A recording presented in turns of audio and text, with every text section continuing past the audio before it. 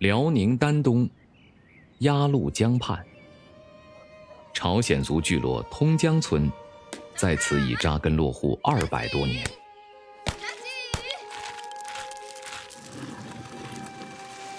外面世界很忙乱，这里人们很恬淡。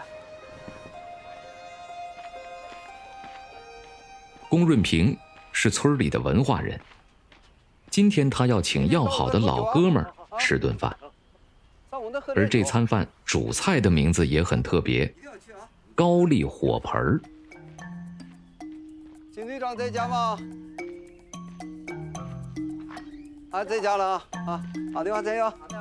啊，明天中午啊，我准备个高丽火盆，咱哥俩喝点酒。高丽火盆被称为朝鲜族人没有汤汁儿的火锅，也是他们检验情感是否到位的餐标。锅盖翻架于火炉之上，酸甜的辣白菜与咸香的米肠经过炭火的炙烤，散发迷魂之味，再加上经过特殊腌制手法处理过的五花肉来做最佳配备，绝对让人难以抑制躁动不安的肠胃和口水。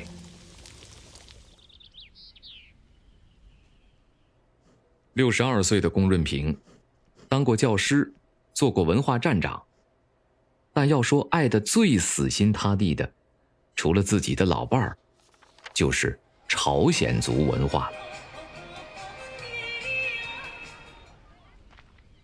作为村里唯一的汉族人，为感受了解最原生态的朝鲜族文化，龚润平放弃了教师和文化站站长的工作，一心一意当起了村民。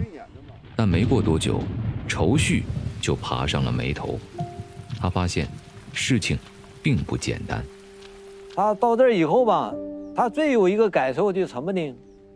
他每天上班的时候，家里大门里里外外都锁上，但是我们这个店啊，从来没有锁门的这个习惯。03年呢，我买了这个朝鲜族的原始民居，但是这个时候啊，就遭到这个几乎是全体村民的反对了，因为我听到一些消息吧，就是说这个房子啊，就是不该卖给我。在龚润平看来，所有的误解和冷落都只是暂时的。他把《论持久战》这部领袖佳作活学活用，充分发挥主动性、灵活性、计划性，坚信胜利是属于自己的。开始还想跟我学的这个朝鲜语，他就主动接触我们朝鲜族，这个了解朝鲜族的这个风俗习惯，从那开始他就和我们朝鲜族这个结合一块儿了。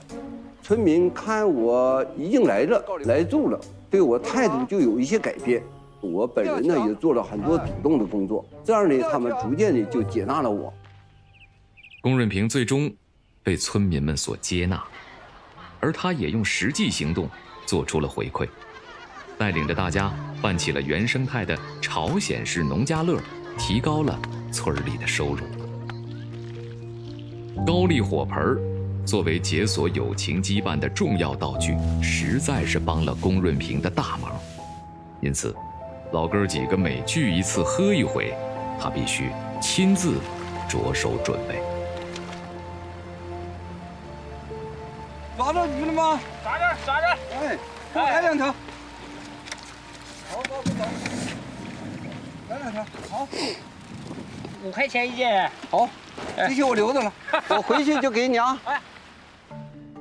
肥而不腻的猪肉打底，算是火盆架起的序幕。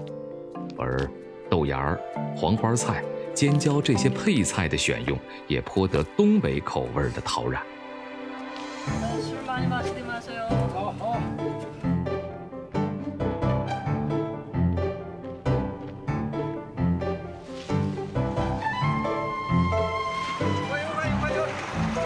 我拿什么好吃的？好，谢谢。点头然，那个好意。谢谢。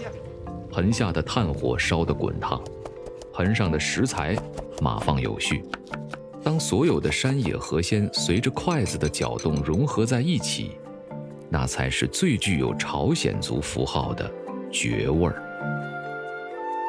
再在盆架上烤几条鲜美的河鱼，绝对能为一次火盆卷儿升华出一个层次。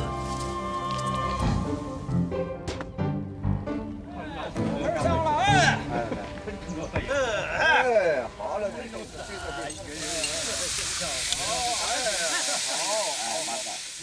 我就想这高粱火盆是怎么诞生的？